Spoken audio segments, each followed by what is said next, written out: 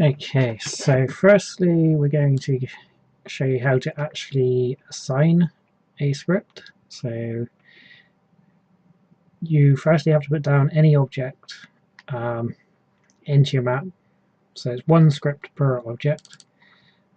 So mostly I just use barrels or boxes or stuff. The important thing is that it's green when you hover over it. So if I load in something else, I'll just put in say a stationary box, you'll see it's red and this one is green, and the difference is in the properties you have to have static mode become no. Okay, so that means that it's actually able to run a script. So if I apply that, and then if I hover over it, it's now green. And likewise you can do the same thing for this. So if you want to quickly switch the script on and off, you can just change this static mode and then the script will no longer run. Okay, so the script is in this AI system under the main, and you can use this little box here to open up your entire script bank folder and scroll through or start writing in the box here. So say I want it to have the AI soldier. Obviously it won't work because this isn't a character, but if you wanted it to, you can start typing it in and then just click open and it will automatically put the whole path in here.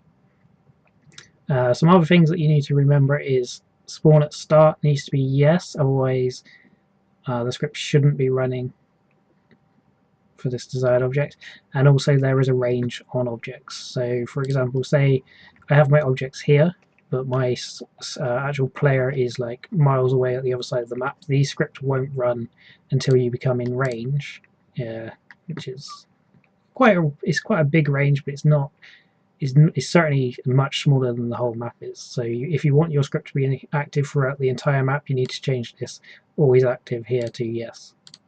So that would be useful for things like having a radar on the screen the entire game, or if you wanted to have a HUD active and update for the entire game, then you need that sort of thing to be always active, yes.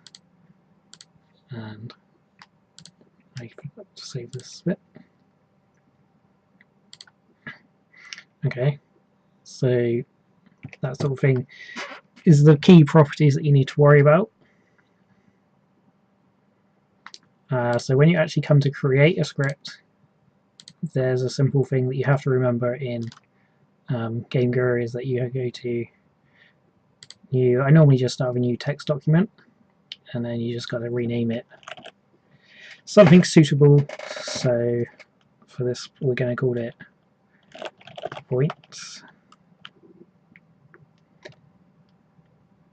Actually I'll call it pickup points. No spaces are allowed in file names, so you either have to do it as one long word or use underscores is what most people will do. And then of course name needs to change the text bit to Lua.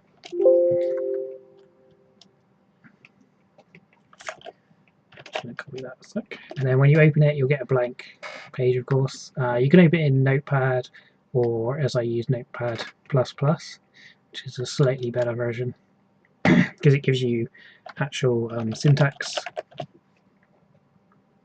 and more control over indentations and stuff like that. So firstly you need to start with the name function, because every script is contained within a function. Well, pretty much every script. You can declare variables outside of the functions, but other than that nothing else will run. So I'm just going to copy in the name. So the name of the file must be copied in as the function name. And then you got three stock functions that come with Game Guru. So you've got the init function, and then we put the brackets e. This is just literally the entity number that you grab from down here. So this is number 1, you can see it just down here when I hover over, and the box is number 2, and then so on and so forth. As you put more and more objects down, that number goes up and up. So that's just a really quick way of getting that number returned. So E in this case, if I put it onto the barrel it becomes 1, and if I put it onto the box it becomes 2. And then of course you have to end that one. So that's one function there. This is a function that just gets called the first time the script is run, and then it's never called again.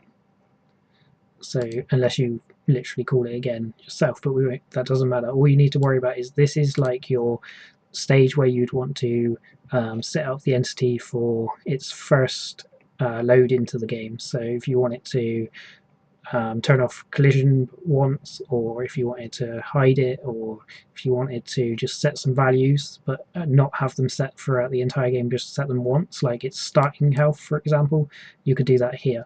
And then you have another function down here which is called main, so underscore main, again with the E in brackets so that we know the entity's number. And this is the one that actually gets continuously called throughout the game until you destroy the script or stop it being called by using different variables. So this is the one that actually updates what's happening in the game every cycle, or as much as you call it.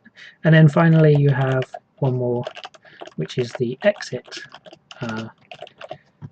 So again, same thing, but it's exit, and this is similar to the init function, but it gets called when that object dies. So if you shot this object and it ran out of health, then it should run this function here, and it will technically no longer run this one unless it's set to always active. But for normal objects, it will run this once, it will run this until it dies, and then it will run this.